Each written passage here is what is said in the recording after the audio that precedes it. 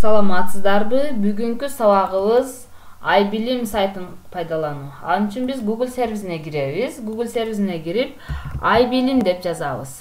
iBilim деп жазсак, бул жерде мынекей бизге iBilim деп чыгат бул жерде.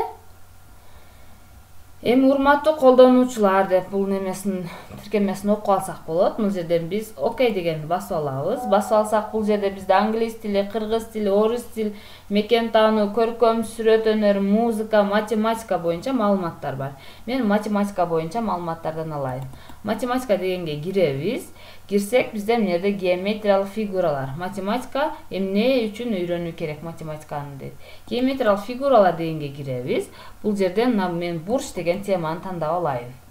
Бурч деген теманы тандап алсак, бизде мындай музыка чыгат.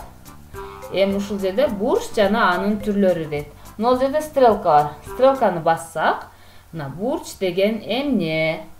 Бурч бул бир чекиттен чыгып эки шоула менен пайда болгон фигура.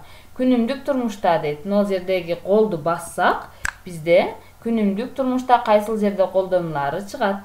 Мынекей крандарда, кухниктерде, үйдүн бурчтарында, китеп салчу атайын канцелярский товарларда, мына дивандардын бурчунда биздеги бурчтар көрүнүп турат.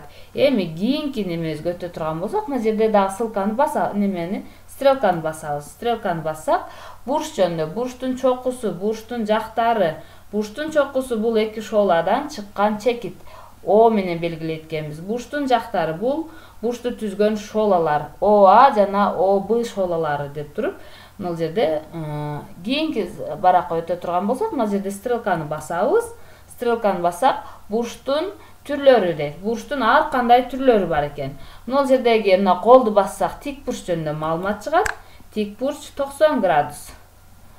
Мына үйдүн бурчтарындагы мына бурч 90 градус экен. Эми тар бурч жөнүндө мисал келтиришет. Мына жерде тар бурч 90 градустан кичине.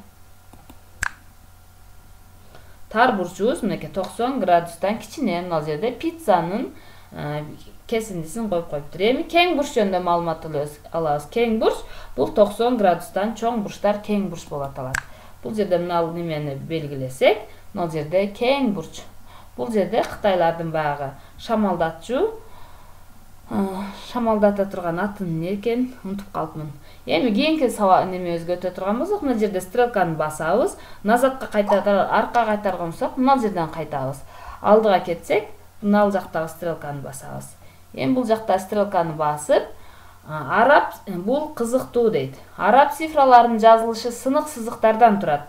Андагы бурчтардын саны ошол цифранын маанисине туура келет. Мисалы нөлдө бурч жок дейт. Ал эми 3дө 3 бурч бар дейт.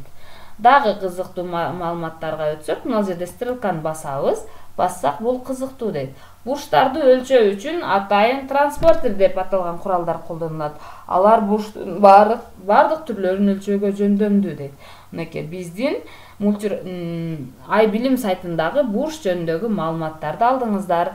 Эми каалаган темаңыздарды ушундагы iBilim сайтынан алып, окуучуларга колдонсоңуздар болот. Көңүл бурганыңыздар үчүн чоң рахмат. Мен дагы мындан ары жакшы маалыматтарды сиздерге жүктөгөнгө аракет кылам YouTube каналыма. Менин каналыма катталып коюңуз.